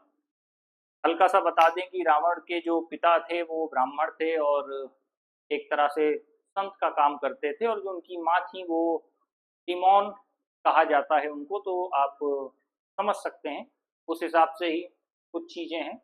धर्म की स्थापना के लिए अंत में श्री राम के हाथों रावण को मरना था। अब आप उसे नियति कह सकते हैं, तय होना कह सकते हैं, या फिर जो भी अधर्म की तरफ खड़ा होगा उसे हारना ही होगा, ये तय बात है। अब हम कलयुग में आ गए हैं, जहाँ रामत्व और रावणत्व दोनों तत्व एक साथ एक ही व्यक्ति में विद्यमान है। अब आज राम और रावण अलग अलग नहीं है, उस युग में राम और रावण अलग थे। तो अगर हम इस युग की बात करें तो राम और रावण एक साथ हैं, एक ही व्यक्ति में है। अब ये एक व्यक्ति के चयन पर निर्भर करेगा कि वो अपने अंदर मौजूद रामत्व का चयन कर लेगा या अपने अंदर मौजूद राक्षसी प्रवृत्तियों को जीतने देगा। रावण कोई व्यक्ति नहीं है जो अलग से आएगा, रावण उस राक्षसी प्रवृत्ति को इंगित करता है जो आप अपने जीवन में, दैनिक जीवन में देख रहे हैं। लोगों का झूठ बोलना, फरेब करना, चालाकी करना, हमेशा शब्दों के बीच छुपा करके दूसरे को कुछ कहने का प्रयास करना। इसीलिए गांधी जी की जब भी बात होती है उन्होंने अहिंसा की बात कही थी। तो अहिंसा की जब भी बात हो रही है तो हिंसा से दूरी बनाना। हिंसा सिर्फ शारीरिक नहीं होती, हिंसा मौखिक भी होती है, मानसिक भी होती है, भावनात्मक भी होती है, शारीरिक भी होती है। हर तरह की पीड़ाओं में, हर तरह की हिंसा के अलग अलग वर्गीकरण है। तो जब हम हिंसा की बात करते हैं तो उस हिंसा में, इसीलिए जैन धर्म में आप कई बार देखेंगे लोग अपने मुंह में एक कपड़ा बांधते हैं कि बात करने के दरमियान भी कोई कीड़ा हमारे मुंह में न चला जाए। मतलब गलती से भी हमको हिंसा नहीं करनी है। वो लोग खेत में हल चलाने से भी बचते हैं। क्यों बचते हैं? क्योंकि जब हल चलेगा तो जो लिविंग आपके माइक्रो लिविंग ऑर्गेनिजम्स हैं उनको कहीं ना कहीं इम्पैक्ट होगी चीजें। तो वो लेवल ऑफ कंसर्न है। तो जब आप हिंसा की बात करते हैं तो हिंसा हर तरह से होती है। हिंसा का जो मूल है उसको समझिए। हिंसा करने से हमें सुख की प्राप्ति होती है। किसी को नीचा दिखा देने में, किसी के साथ बुरा कर देने में या किसी को चोट पहुंचा देने में हमें बहुत खुशी मिलती है। सच्चाई बस इतनी है। जब हम कहते हैं कि वो इंसान रेड फ्लैग है, वो टॉक्सिक है, वो बुरा है, उसे उस चीज में मजा आ रहा है। उसने जीवन के निचले तल को पकड़ लिया है और उस निचले तल के साथ वो जाना चाहता है। वो जीवन के ऊपरी हिस्से में आना ही नहीं चाहता। उसने डिनाई कर दिया है कि मुझे ऊपर आना ही नहीं है। उसे पता है कि ऊपर पूरा खूबसूरत संसार है, लेकिन उसने कहा कि मैं कीचड़ में ही लौटूंगा। तो जब मैं कलयुग की बात करता हूं तो मैं कहता हूं राम और रावण एक में है। आप ऊपर चले जाएंगे तो रामत्व को चुन लेंगे और नीचे चले जाएंगे तो आप रावणत्व को चुन लेंगे। तो ये दोनों तत्वों की बात हो रही है। राम और रावण कोई व्यक्ति नहीं है, वो उस दौर में आने वाले व्यक्ति थे। तो जब आप राम और रावण कहते हैं तो ये दो व्यक्तियों के अलग अलग तत्वों को निर्धारित कर रहा है। इसीलिए कहा गया है जो आपका तमस एक शब्द इस्तेमाल होता है। तो अगर किसी व्यक्ति की जो वृत्ति है वो निचले तल की तरफ जा रहा है तो वो अपने आप रावणत्व को प्राप्त हो रहा है। और जब वो अपने निचले तल से उठ के ऊपरी तल पर जाने लगेगा तो वो रामत्व को प्राप्त हो जाएगा। अब निर्भर करता है कि आप कलयुग में उसको कैसे देखते हैं। और अधिकांश लोगों की स्थिति ये है कि वो बंद कमरों में पीछे से गलत करने में बिल्कुल संकोच नहीं करते। उनका बस ये है कि हम गलत तो करेंगे पर हम पकड़े ना जाएं। उनके गलत और सही की डेफिनेशन बस इतनी है। और वो दूसरे को गलत क्लेम करेंगे या दूसरे को गलत ब्लेम कर रहे होंगे। वास्तविकता में अगर आपको पता है कि कोई चीज गलत है तो आप उसे क्यों देख रहे हैं, सबसे पहला सवाल ये है। आप अपनी वृत्तियों को क्यों खराब कर रहे हैं? अगर कोई चीज गलत है तो आप उसको छोड़ दीजिए, बाईपास करिए और आप अच्छी चीजों को देखिए। लेकिन ऐसा नहीं होता है। आप गलत चीज को देख भी रहे हैं। वास्तविकता यह है कि आपका जो मन है वो गलत पर चिपक गया है। जीवन में गलत और सही दो चीजें हैं। मैं आज तक किसी ऐसे व्यक्ति से नहीं मिला जो पूरी तरह सही हो। मैं आज तक किसी ऐसे व्यक्ति से नहीं मिला जो पूरी तरह गलत हो। मेरी परिभाषा सिंपल सी है। हर व्यक्ति मिक्स होता है, हर व्यक्ति कॉम्बिनेशन होता है। कोई इस दुनिया में संत नहीं, कोई इस दुनिया में राक्षस नहीं। एक सिंपल सी डेफिनेशन है। वृत्तियों के परसेंटेज में अंतर होता है। जब आप बात करते हैं तो किसी एक व्यक्ति में 80% अच्छाई हो सकती है, 20% बुराई है। और किसी को रिवर्स कर दीजिए, किसी में 20% अच्छाई है और 80% की बुराई है। तो यहाँ जो डिफ्रेंसिएशन आया वो उसी का आ गया जो मैंने ऊंचे तल और निचले तल की बात की थी। तो आप में कौन सा तत्व ज्यादा है और आप किस तत्व का चिंतन करते हैं, मनन करते हैं, किस तरफ जाते हैं, उस हिसाब से आपकी जीवन की प्रक्रिया होगी। और हमें कई बार ये गलतफहमी होती है कि हम एसिड दूसरे पर डाल देंगे। पर वास्तविकता ये है कि जिस चीज को हम होल्ड करते हैं, मैंने पहले भी कुछ क्लासेस में बताया है कि जब आप एंगर की ही बात करते हैं तो अगर कोई एसिड है वो जिस बर्तन में रहेगा पहले उसे जलाएगा और उसके बाद आप जिस पर ऐसे फेंकेंगे वो फिर उसे जाकर के जलाएगा। तो अगर आपने एसिड को होल्ड करने का काम कर लिया, आपने अपने मन में पहले किसी जहर को डाला, वो जहर कैसे आया? इन टर्म्स ऑफ इंफॉर्मेशन आपने कुछ गैदर किया, फिर आपने अपने इंफॉर्मेशन जो आपके थॉट्स हैं उसके साथ अपने इमोशंस को अटैच किया, फिर आपने उसको लेकर के एक पूरा थॉट प्रोसेस जनरेट किया। उस थॉट प्रोसेस के बाद आपने एक पूरा सेटअप बनाया, उस सेटअप को आपने सामने वाले पर थ्रो किया। आपको लगा कि सामने वाला जलेगा, सामने वाला डॉज करके निकल जाएगा, सामने वाले को इम्पैक्ट नहीं आएगा, लेकिन आपने अपने बर्तन में मतलब अपने चित्त के ऊपर आपने रख के वो सारी चीजें पका ली। तो आपने अपने कर्मा को गलत कर लिया, पहले लेवल पर यहाँ आया। दूसरे लेवल पर आपने नेगेटिविटी गैदर कर ली। तीसरे लेवल पर आपको लगा कि अगर सामने वाला नहीं जान पाया तो फर्क नहीं पड़ेगा, पर इन रियलिटी आप खुद में तो डैमेज हो गए। वो डैमेज कहाँ जाएगा? और ये एक छोटा सा इंस्टेंस ऑफ लाइफ है। अगर आप दिन में अपने को 10 बार ऐसा अपने साथ कर रहे हैं तो आपको टेक्निकली लग रहा है, आपकी वो एक हैबिट बन गई कि मैंने इसके साथ ऐसा किया, उसके साथ किया, वैसे किया। वो सारे जो कैलकुलेशन है आपको लग रहा है आप दूसरों के साथ कर रहे हैं, पर उस पूरे फॉर्मेशन और मेकिंग में वो सारी चीजें आपके साथ हो रही हैं। क्योंकि ये चित्त आपका है, विचार आपके हैं, भावनाएं आपकी हैं, जीवन आपका है। तो आप अपने ऊपर जिस भी चीज को रखेंगे तो वो चीज आप पर हावी होगी। तो हालांकि ये डिस्कशन था रामत्व और रावणत्व को लेकर के, ऊंचे ऊंचे तल को लेकर के, निचले तल को लेकर के, संत होने को लेकर के, राक्षसी प्रवृत्ति होने को लेकर के। चयन आपका है, आप ऊपर जाएं नीचे जाएं, दोनों में ही आपको सोचना है कि आप अपने जीवन में किधर जा सकते हैं। वापस आते हैं गांधी जी पर, जागो ग्राहक जागो। A customer is the most important visitor on our premises. He is not dependent on us. We are dependent on him. He is not an outsider on our business. He is part of it. We are not doing him favor by serving him. He is doing us a favor by giving us an opportunity to do so. In a simple way, हमारे देश में अतिथि देवो भव की मानसिकता है। तो वही चीज वो यहाँ पर भी समझाने की कोशिश कर रहे हैं कि कंज्यूमर का मतलब ये नहीं है कि आप उसको अपना प्रोडक्ट बेच के अपना प्रॉफिट कमा लेंगे। आपके पास कोई कंज्यूमर आ रहा है तो सिंपल सी बात है कि आप उसको प्रोडक्ट देंगे और उस प्रोडक्ट को देने के साथ आपको ग्रेटफुल होना चाहिए कि वो आपकी सर्विसेज को एक्सेप्ट कर रहा है। ISI और एगमार्क आप अक्सर देखेंगे, जैसे यहाँ एक सोने की फोटो दी गई है, ये एक स्टैंडर्ड बेंचमार्क है। आप अक्सर देखेंगे ISI वगैरह या हॉलमार्क देखा जाता है। यहाँ तक कि आप जब खाने पीने के पैकेट में भी देखेंगे तो पीछे ग्रीन कलर का आपको मार्क बना हुआ दिख जाएगा।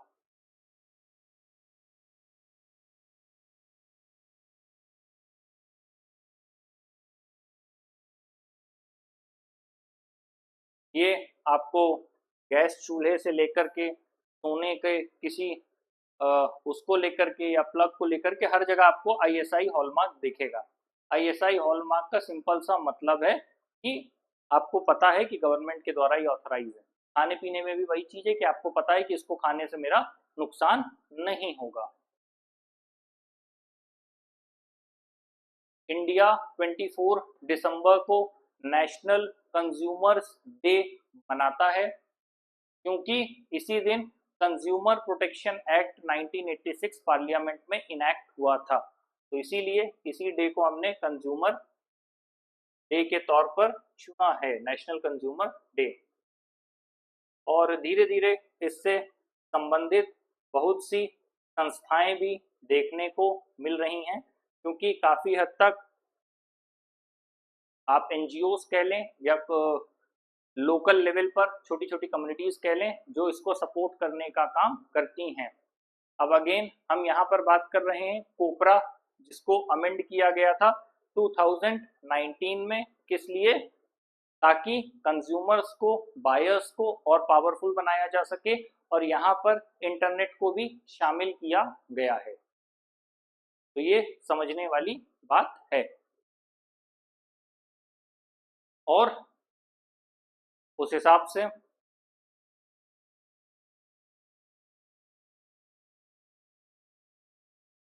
कंज्यूमर का हमारा चैप्टर कंप्लीट हो गया। इसमें मैं एक टर्म और जोड़ देता हूं, डोमिनेशन। हम जितना ज्यादा दूसरे के जीवन को नियंत्रित करने का प्रयास करेंगे, हम उतना ज्यादा परेशान होने लगेंगे। वो हमारे पार्टनर हो सकते हैं, वो हमारे पेरेंट्स हो सकते हैं, वो हमारे सिबलिंग्स हो सकते हैं, वो हमारे कलीग्स हो सकते हैं, वो हमारे सोसाइटी के लोग हो सकते हैं, या हम किसी कंपनी के ओनर हो सकते हैं। हम जितना ज़्यादा चीज़ों को डोमिनेट करेंगे और अपने हिसाब से 100% काम करवाना चाहेंगे, उतनी ज़्यादा चीज़ें कॉन्फ्लिक्ट में आएंगी। क्रिएटिविटी और इनोवेशन वही जन्म लेता है जहां आप 100% कंट्रोल स्टेब्लिश करने की बजाय सामने वाले को थोड़ा फ्री विल दें। आप सामने वाले को भी एक लेवल ऑफ इंडिपेंडेंस दें कि ठीक है, ये आपको ठीक वैसे कि आप अपने जड़ों से जुड़े हुए हैं, लेकिन इतना ऊपर नहीं उड़ रहे हैं कि आप अनियंत्रित हो जाएंगे, लेकिन फिर भी आपको उड़ने की छूट दी गई है। डोमिनेशन में प्रॉब्लम ये होती है, अगर हम कंज्यूमर के एस्पेक्ट में बात करें, जब भी प्रोड्यूसर ये चाहेगा कि मेरी ही चीज को, मेरे ही प्रोडक्ट को कोई खरीद ले, तो वहां पर दिक्कत हो जाएगी। वहां पर कंज्यूमर के ऊपर आप बाई फोर्स कर रहे हैं, एक लेवल के बाद वो आपसे स्लिप कर जाएगा। जबकि अगर आप उसका अप्रोच ऐसा रखें कि 100% कंट्रोल की बजाय 20 या 30% कंट्रोल रखें और बाकी सामने वाले को फ्री विल दें कि वो अपने इंडिपेंडेंस के हिसाब से चूज कर पाए, तो आप पाएंगे कि जो भी आपका बायर है, जो भी कंज्यूमर है, वो हर बार उसी प्रोडक्ट के पास, उसी कंपनी के पास लौट कर के आ रहा है। तो जो डोमिनेशन है, ये अगर आप 100% दूसरे की लाइफ को स्ट्रक्चर करने की कोशिश कर रहे हैं, चेंज करने की कोशिश कर रहे हैं, तो लास्टली आप एक जगह आकर के परेशान होंगे, दुखी होंगे। उसका रीजन है हर जगह डिफरेंसेस होते हैं, आप डिफरेंसेस को एक्सेप्ट नहीं करना चाह रहे। हर इंसान की पढ़ने की क्षमता अलग है, हर इंसान की काम करने की क्षमता अलग है, हर इंसान की सोचने समझने दुनिया को देखने की क्षमता अलग है। किसी पेरेंट्स के भी दो बच्चे एक जैसे नहीं होते, कभी नहीं हुए। वो माता पिता तो एक ही हैं, उनका चाहे बेटी बेटी हो, बेटा बेटा हो, बेटा बेटी हो, कभी भी दो लोग एक जैसे नहीं हुए। दोनों में स्किल्स अलग हो सकते हैं, एक में हो सकता है एक स्किल अच्छा है तो दूसरे में दूसरा स्किल अच्छा होगा, लेकिन वो कभी इक्विवेलेंट नहीं होते। लेकिन जब आप उनको सेम वे में रख के सेम मैनर में ट्रीट करने लग जाएंगे तो चीजें प्रॉब्लम में आती हैं। बहुत से पेरेंट्स ये चाहते हैं कि मेरा बच्चा ये बने, हो सकता है आपके पास वो स्किल्स रहे हों वो बनने के, लेकिन वो आपके बच्चे के पास वो स्किल्स नहीं है और आप उसको फोर्स कर रहे हैं, आप प्रेशराइज कर रहे हैं। तो डोमिनेशन की अगर हम बात करें तो वो किसी भी रिलेशनशिप में उस रिलेशन को आगे लेकर के नहीं जा पाएगा, चाहे वो बॉस और एम्प्लॉय का हो, चाहे वो हस्बैंड वाइफ का हो, वो चाहे प्रोड्यूसर और कंज्यूमर का हो। वो किसी भी एस्पेक्ट में आप इसको लगाएंगे तो आप अंत में पाएंगे कि अगर आप किसी भी चीज में 100% कंट्रोल लेना चाह रहे हैं तो आप अंततः दुखी होने वाले हैं। एक लेवल तक का कंट्रोल स्टेब्लिश करिए, उसके बाद अगले को इंडिपेंडेंट छोड़ दीजिए, चीजें अपने आप मैनेज हो जाएंगी, सेटल हो जाएंगी, सामने वाले को स्पेस मिलेगा, वो उसके अकॉर्डिंग एडजस्ट हो जाएगा। तो यहाँ से हमारा कंज्यूमर राइट्स वाला पूरा चैप्टर कंप्लीट हो रहा है और साथ ही इकोनॉमिक्स पूरी की पूरी कंप्लीट हो गई। Have a good day.